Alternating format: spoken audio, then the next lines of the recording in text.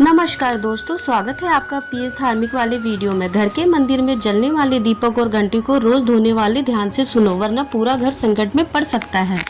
नमस्कार साथियों, आप सभी का दिल से स्वागत है। चाहे कुछ भी हो जाए, लेकिन पूजा घर में रखी घंटी, मूर्तियाँ और रोज जलने वाली दीपक के साथ एक खास गलती भूल कर भी मत करना, नहीं तो बर्बादी तय है। घर में दरिद्रता और आर्थिक तंगी का डेरा जम सकता है। भक्तों, क्या आपको पता भी है कि जाने अनजाने में वही गलती कर रहे हो जिसकी वजह से आपके घर में तरक्की नहीं हो रही, पैसा नहीं टिकता है और बार बार मेहनत करने के बावजूद सफलता नहीं मिल रही। असल में इन सब के पीछे वो छोटी छोटी गलतियां होती हैं जो हम बिना सोचे समझे कर जाते हैं और फिर हम पछताना पड़ सकता है हमें। इसलिए आज के इस वीडियो में हम आपको बताएंगे कि घर के मंदिर में रखी हुई वस्तुओं से जुड़ी कौन कौन सी बातें ध्यान रखनी चाहिए।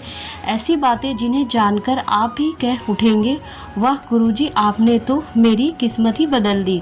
जी हाँ, पूज्य गुरुजी बताते हैं कि बहुत से लोग धार्मिक चीज़ों को पवित्र मानकर पूजा घर में रख तो लेते हैं, लेकिन वही सबसे बड़ी अचूक कर बैठते हैं। तो प्रिय भक्तों, आज इस वीडियो में आपको ये सब विस्तार से बताया जाएगा कि कौन सी वस्तुएं पूजा घर में रखनी चाहिए और कौन सी नहीं। दीपक कब और कितने बजे जलाना शुभ होता है, दीपक जलाते समय कौन सा मंत्र पढ़ना चाहिए, घंटी कब बजानी चाहिए, सुबह या शाम, शंख कब और कितनी बार बजाना चाहिए, शंख बजाते समय कौन सा मंत्र बोलना चाहिए, क्या रोज़ दीपक को धोना सही है या नहीं, और मंदिर में कितनी मूर्तियां रखी जानी चाहिए। इन 7-8 बिंदुओं पर हम आज विस्तार से चर्चा करेंगे। तो आप सभी से निवेदन है कि आप अपने लाभ के लिए इस वीडियो को आखिरी तक जरूर देखिए, क्योंकि ऐसी जानकारी लाखों करोड़ों खर्च करने के बाद भी मिलना मुश्किल है। भक्तों, हम जो कुछ भी बताते हैं वो मन से गढ़ी हुई या कल्पना नहीं होती है। हमारा प्रयास है कि धर्मशास्त्र, ज्योतिष और ऋषि मुनियों के अनुभवों से प्राप्त ज्ञान को साधारण भाषा में आपके सामने रखें, ताकि हर कोई इस अमूल्य ज्ञान को निःशुल्क समझ सके।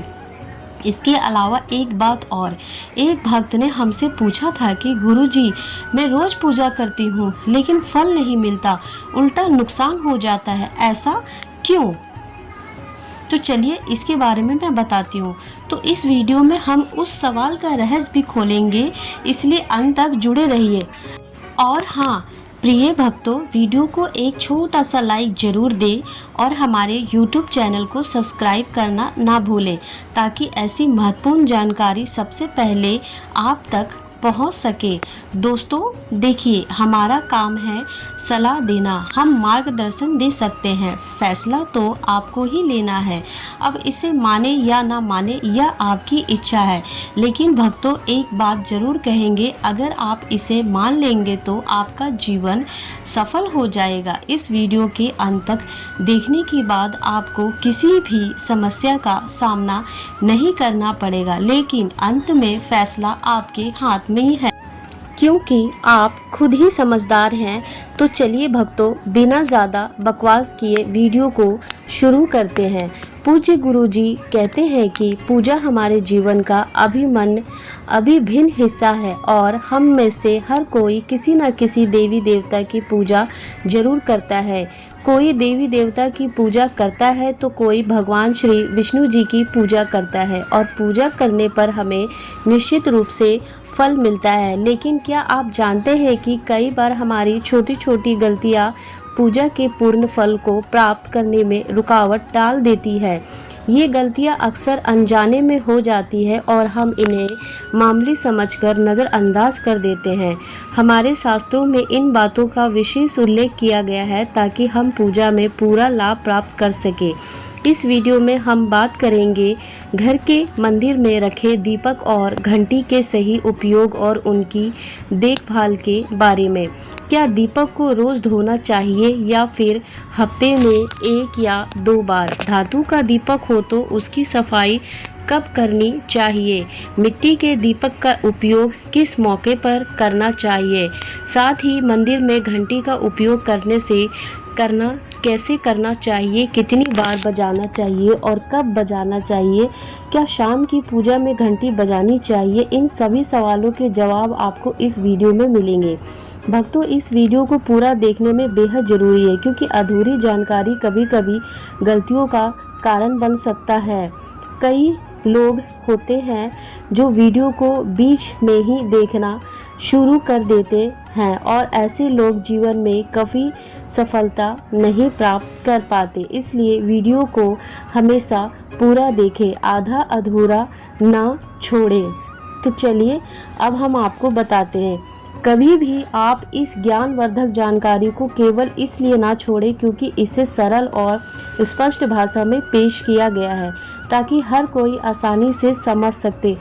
भक्तों, कुछ लोग ऐसे भी होते हैं जो नाच गाने और अर्धनग्न लड़कियों और लड़कों की वीडियो को देखते हैं और उस पर लाइक और सब्सक्राइब कर देते हैं, लेकिन जो हम जानकारी दे रहे हैं उस पर ध्यान नहीं देते और ना ही लाइक या सब्सक्राइब करते हैं।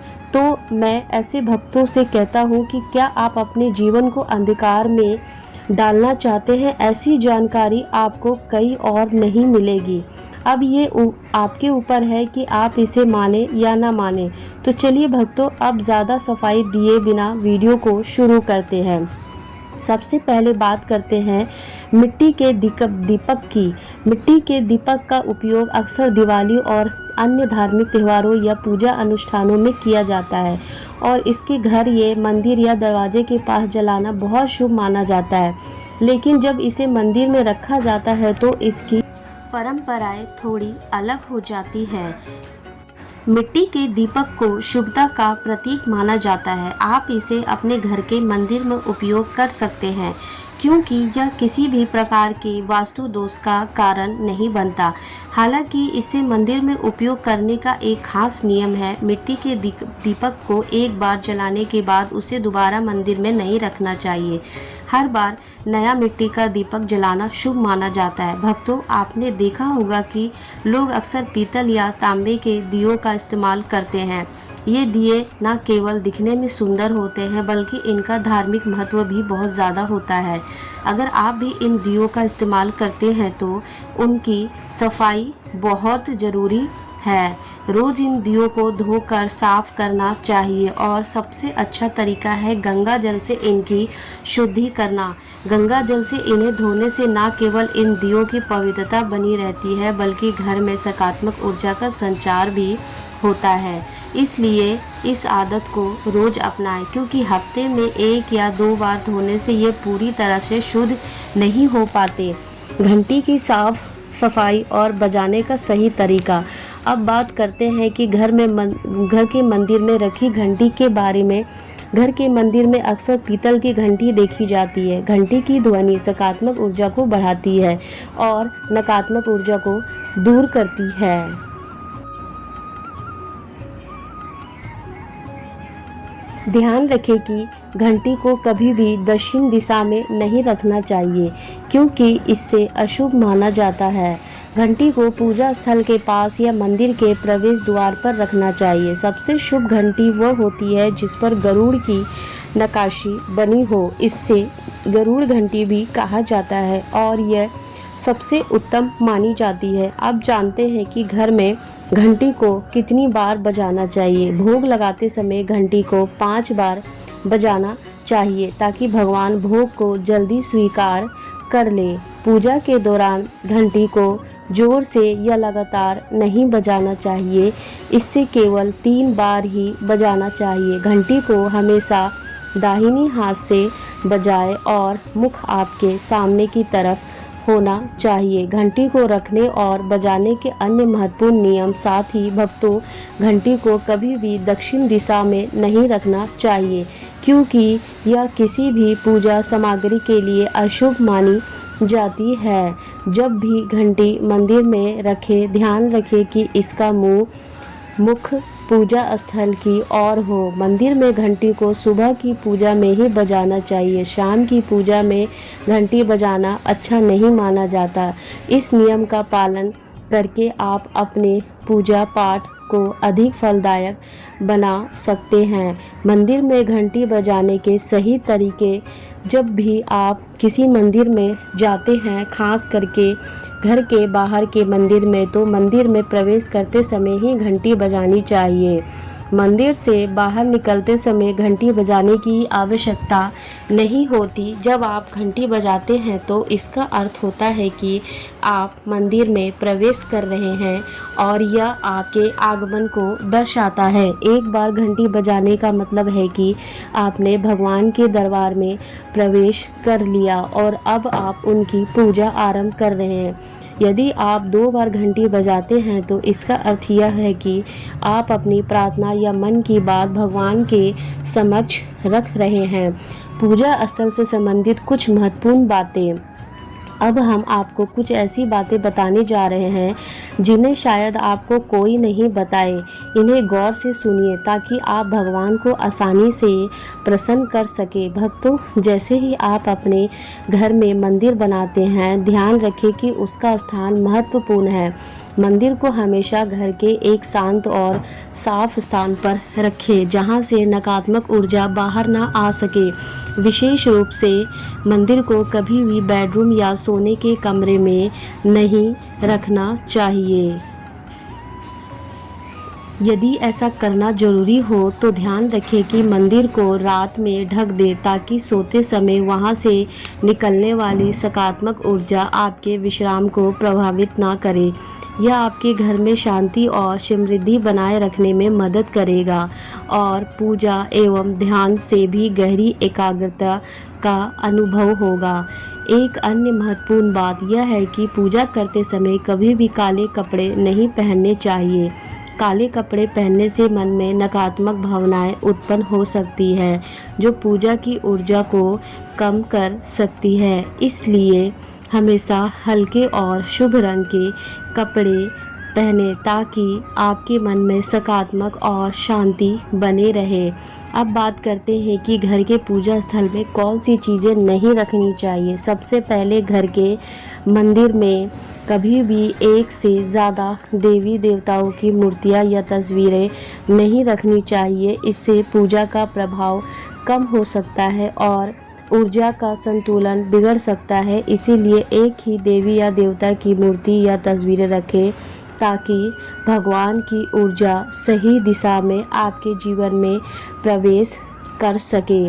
अगला महत्वपूर्ण नियम यह है कि शिवलिंग से संबंधित यदि आप शिवलिंग का पूजन करते हैं तो उसे हमेशा उत्तर या पूर्व दिशा में रखें। इसे कभी भी गंदे स्थान या ऐसी जगह पर ना रखें जहां वहां ज़्यादा हलचल हो। शिवलिंग की पूजा करने से पहले ये सुनिश्चित करें कि वहां सही दिशा में है और उसका स्थान शुद्ध है। भगवान की टूटी हुई मूर्तियाँ कभी भी पूजा स्थल पर नहीं रखें। टूटी हुई मूर्तियाँ भगवान की पवित्रता को प्रभावित करती है और पूजा स्थल की ऊर्जा में भी कमी हो सकती है। ऐसी मूर्तियों को पूजा स्थल से हटा दें और उन्हें सही तरीके से त्याग दें।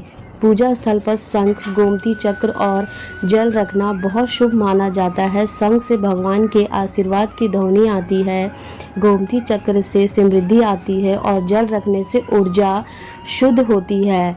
चीज़ों को हमेशा साफ और शुद्ध रखें। अब बात करते हैं कि पूजा स्थल की सफाई की। पूजा स्थल को हमेशा साफ और शुद्ध रखें। इससे घर में सकारात्मक ऊर्जा का प्रभाव होता है और पूजा स्थल की पवित्रता बनी रहती है। पूजा करने से पहले और बाद में पूजा स्थल की साफ सफाई करें ताकि वहां से निकलने वाली ऊर्जा नकारात्मक ना हो। और भक्तों, इन सभी नियमों का पालन करके आप अपने पूजा स्थल की पवित्रता बनाए रख सकते हैं। तो भक्तों, उम्मीद करते हैं कि आपको ये सारी जानकारी अच्छी लगी होगी और घर में शांति एवं समृद्धि का अनुभव कर सकते हैं। ध्यान रखें कि सकारात्मक ऊर्जा का प्रभाव और सही दिशा में पूजा से भगवान की कृपा आपके जीवन में बनी रहती है। पूजा स्थल में गंदगी से नकारात्मक ऊर्जा का संचार होता है जो पूजा की प्रभावशीलता को कम कर सकता है। इसीलिए पूजा स्थल की साफ सफाई रोज करनी चाहिए ताकि वहाँ का वातावरण हमेशा सकारात्मक बना रहे। साथ ही पूजा स्थान को हमेशा व्यवस्थित और सुंदर रखें ताकि ध्यान केंद्रित करने में कोई विध्वंस ना आए। अब हम जानेंगे पूजा मंदिर से जुड़े कुछ जानकारी नियमों के बारे में। पूजा स्थान को हमेशा घर के शांत और पवित्र स्थान पर रखें, जैसे उत्तर पूर्व दिशा। यह दिशा घर के सकारात्मक ऊर्जा का संचार करती है और पूजा का प्रभाव बढ़ाती है। पूजा स्थल को कभी भी बेडरूम या रसोई घर के पास नहीं रखना चाहिए, क्योंकि इन जगहों पर नकारात्मक ऊर्जा हो सकती है। पूजा स्थल के आसपास का वातावरण साफ और व्यवस्थित होना चाहिए ताकि ध्यान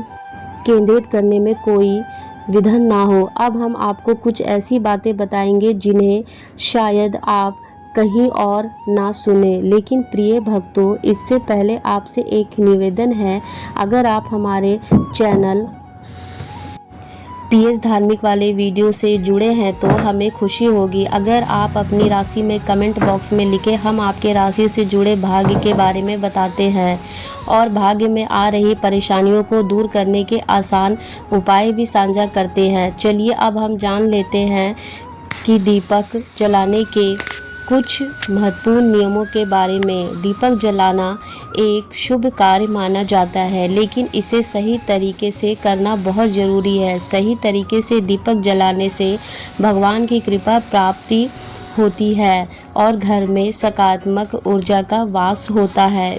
पूजा में दीपक का स्थान बहुत ही महत्वपूर्ण होता है।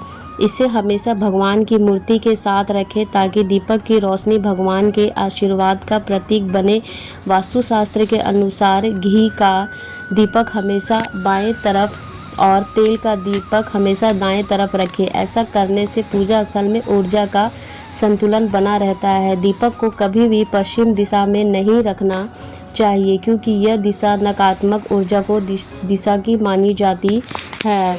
दीपक को उत्तर या पूर्व दिशा में रखना सबसे अच्छा स्रोत होता है। दीपक जलाते समय हमेशा ध्यान रखें कि उसकी बत्ती का मुंह पूर्व या उत्तर दिशा की तरफ हो।